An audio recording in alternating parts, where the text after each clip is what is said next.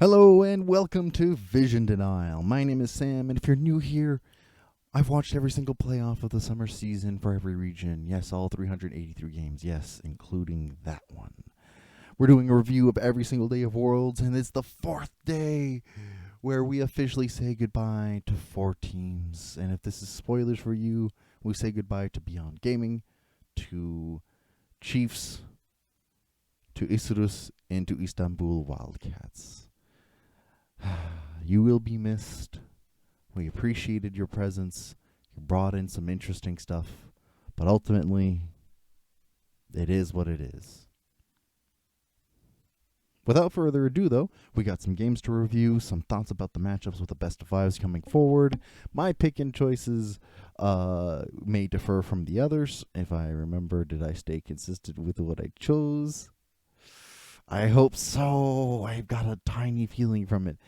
Anywho, let's move on from this and let's take a look at the reviews of the games that we have. And remember, most of these I will be putting on TikTok.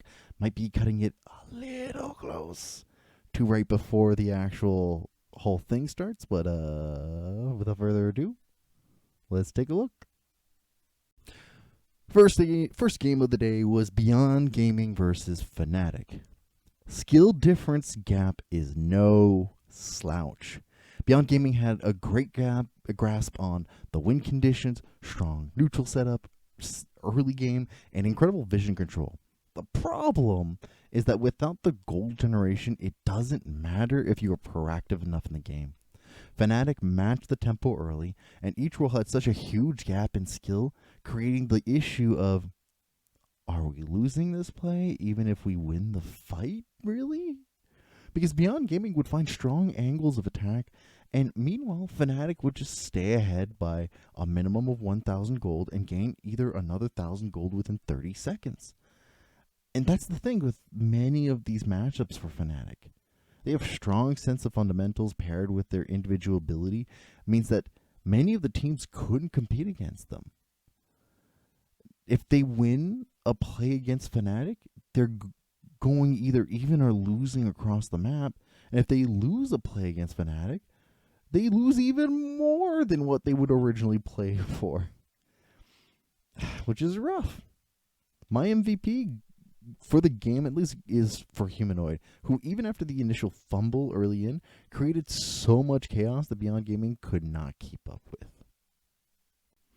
Our second game of the day was Loud versus the Chiefs. Now, there is something to be said about how a team continues to look for angles while being so far behind. The Chiefs had such a large deficit that by all means it was written off as just done and over. But Loud take it in the end from a combination of strong map movements, good early priority to their win conditions, and some solid fights. The macro decision making from them is a little concerning, as throwing away your leads like that is not a good look, especially when we see them create these kinds of leads regularly now. I can appreciate the vision play and team fighting, but if none of that is applied, it will only give off the impression that you are playing on autopilot and can be easily tracked and played around, which is kind of what the Chiefs did in this particular case, really looking for the angles early. My MVP this game goes to Robo, whose sheer presence forced the Chiefs towards him over and over again. Third game of the day was Detonation Focus Me versus Evil Geniuses.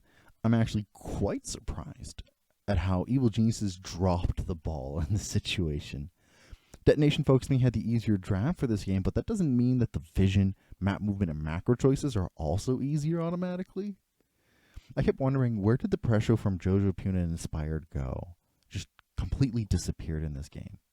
Now, Evil Geniuses did play with more proactivity, but the lack of vision play, coupled with the fact that they didn't play to their win conditions consistently, allowed DFM or Detonation to passively farm and scale into situations they could punish.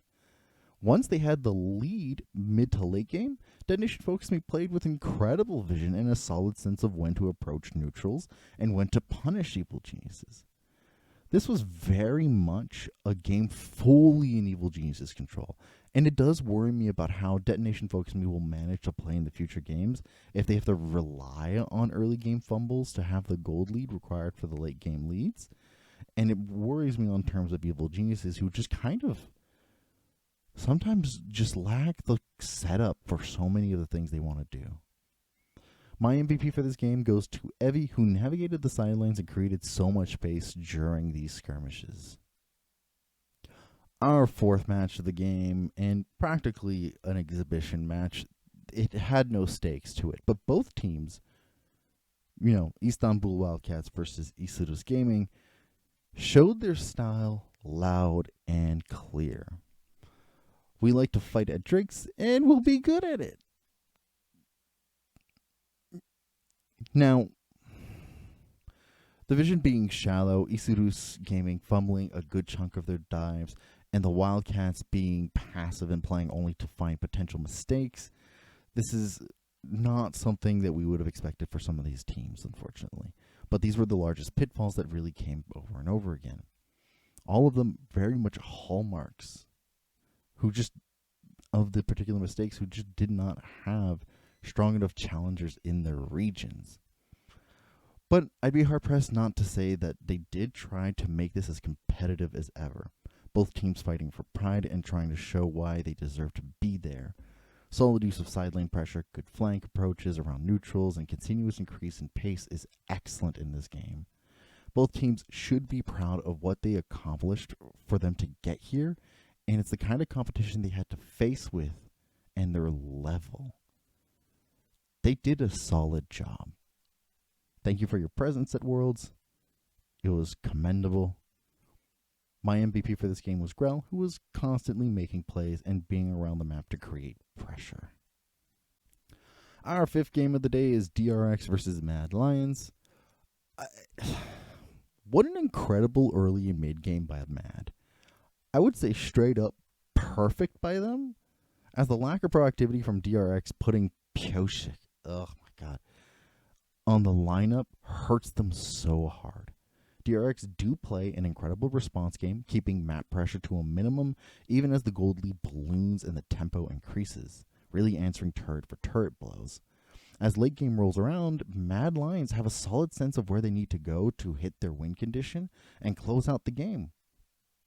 But, and you'll notice from the gold graph, they are overzealous and rush it slightly, letting DRX get multiple fights in their favor, and Seka, who just plays out of his mind, facilitates the game-winning fights, and all of that time spent answering turret kills is worth it, as the ace would usually not be enough at that point of the game to just end it completely, but DRX had it set up for the comeback. Just DRX in the future, let Juhan as the main lineup, please. My MVP is Zeka for just for his solid pickup of ultimates and teamfight zoning to win the game. Our sixth game of the day is Royal Never Give Up versus Saigon Buffaloes. The Royals played the early game with such ferocity and strong tempo control that the Buffaloes could only answer with fights.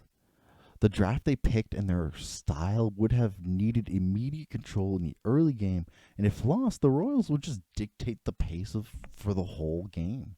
And that's exactly what happened, as they recognize it and attack all points of their win conditions and apply their draft excellently. Until you get to the fights, in which case the Saigon Buffaloes battle blow for blow, the Royals over here were just better regarding vision, neutral setup, wave management, but failed to recognize the timing of their fights or even the limits during these fights. It was really bizarre to watch.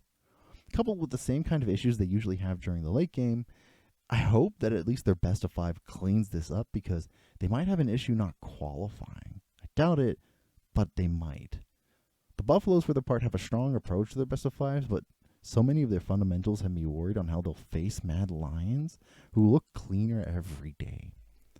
My MVP is Gala, who held such an enormous lead on Shogun and limited the otherwise large impact that Shogun would have had during these fights. Our 7th game of the day was our first tiebreaker, just to, get the knowing for the second seed or so on. We've got Evil Geniuses versus Detonation Focus Me. I honestly think that Evil Geniuses were better prepared on this second go of the day, because Detonation Focus Me had stronger vision, arguably better team fight setup, and punished Evil Geniuses over aggressive tendencies regularly. But Evil Geniuses knew exactly the right kind of plays to make in this situation to nullify Detonation Focus Me's prepared plays. The Geniuses had stronger neutral setups, incredible wave management, and individual prowess. And my issue comes from the fact that they were regularly getting caught, losing out on tempo, giving Detonation Focus Me windows of opportunity, and not ballooning their leads consistently. If they really want out of play-ins and into groups, this needs to be changed somehow. The vision problems and all of this particular catching out. Now, Detonation Focus Me have a solid best of 5 approach, but this slow start to the early game and predictable movements are clearly hurting them on the international stage. My MVP for this game is Inspired, who created the space and early game tempo that Evil Geniuses ran with this entire game. Our last game of the day and the second tiebreaker is Loud versus Evil Geniuses. Top Diff is the name of the game, as the ex-world champion Impact holds so much pressure on his own. The second the game plan couldn't work, Loud were slow to the play, and that isn't to say that they weren't proactive or trying to create angles. It's more to say that Evil Geniuses took the lead and really accelerated the matter at hand. Their vision and some of the macro choices from Evil Geniuses were questionable, but overall, pressure, tempo, and gold lead just being ballooed, solid neutral setups, and overall stronger coordination meant that Loud had the roughest time answering anything. Now, while I think the best of 5 is more consistent out of Loud as they look to face Detonation Focus Me, this hesitation when the lead is lost is concerning, especially against a team who steamrolls leads. Evil Geniuses, looking at the other aisle, in their possible opponents who will be more consistent in punishing some of their weaker macro choices and oversteps. Nonetheless, solid performances by Evil Geniuses who should hold their head high. My MVP for this game is Impact, who straight up smurfed on Loud. My overall thoughts into the game itself doesn't have to be concerned specifically about champion picks or anything else. It's more about the perception and politics regarding some of the teams in emerging regions versus legacy regions. Jat had a fantastic rant, but ramble mostly on how the perception of some of these teams going into Worlds is an expectation of failure, despite the fact that since 2014, when the implementation of emerging regions qualifying into Worlds have always had an impact. And that's just the thing, right? And as we observe some of the things, sure, we've got Fnatic and DRX who are automatically into groups, and while DRX are immediately put into Group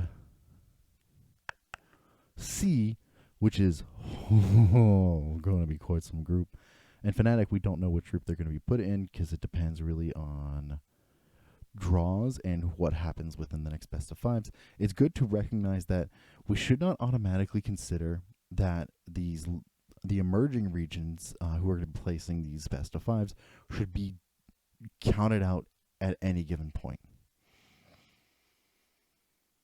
That's it. The emerging regions had an incredible difficult time considering how so many of the teams who qualified did not have very adequate competition. Their issue comes from the fact that they don't have the infrastructure, budget, or even the culture surrounding their particular play to really compete. Notable exceptions are Vietnam and Brazil, and even then, sometimes Japan.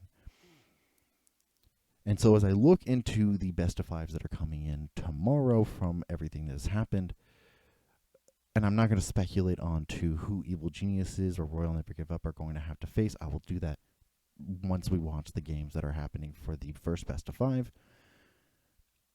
Let's take a look at the first matchup.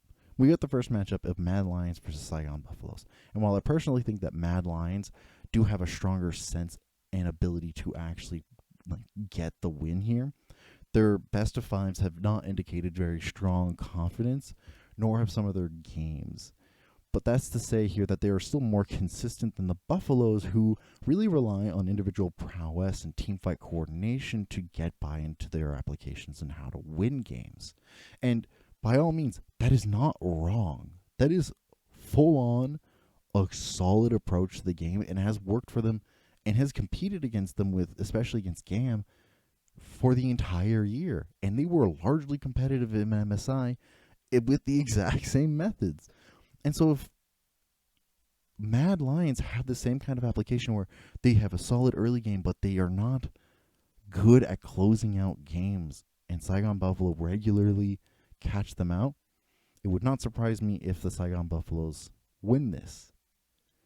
But I'm still expecting Mad to win, just from their accelerated growth and improvement day after day.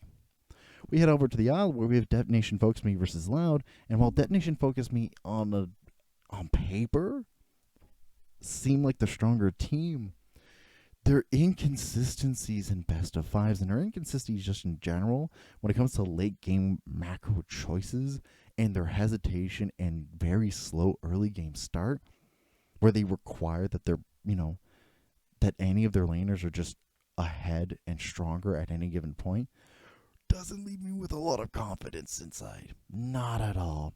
And Loud is a lot more consistent. They have more consistent vision application, more consistent neutral setup application.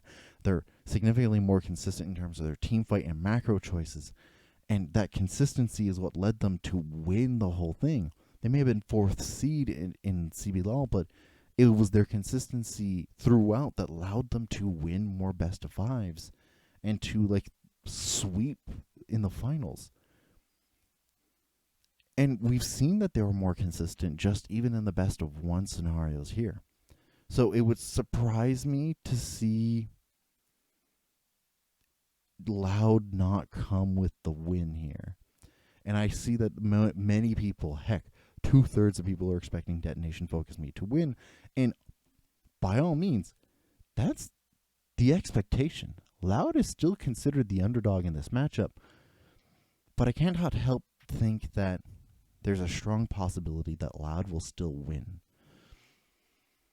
Now, whether or not they win afterwards is a totally different topic, and we'll see how they perform at that best of 5, or how Detonation Focus Me performs at a best of 5. But that's so far from the matches that happened today, from all of the matches, actually, throughout. That's my expectations of what's going to come for these first sets of best of 5s. I'd love to hear your thoughts in the comments down below. I know this video is going to come in very close, mostly because I had some things that kept me preoccupied, and because Worlds is not a huge life priority. There's only so much I can do. This is going to be coming in a little close to when the actual best of 5 starts. But let me know what you think in the comments down below with the logicale. If your logicale was any different, or why you were picking one way or the other. And what are your thoughts overall on the game so far? And also what you think about the politics and dichotomy of the emerging regions versus legacy regions overall. And if you like this kind of content, leave a like and subscribe. I've got a whole bunch of other videos here that are going to show the other videos that I've made previously and the other Meet the Teams. Thank you all for watching. I really appreciate it. I'll see you next time. Bye.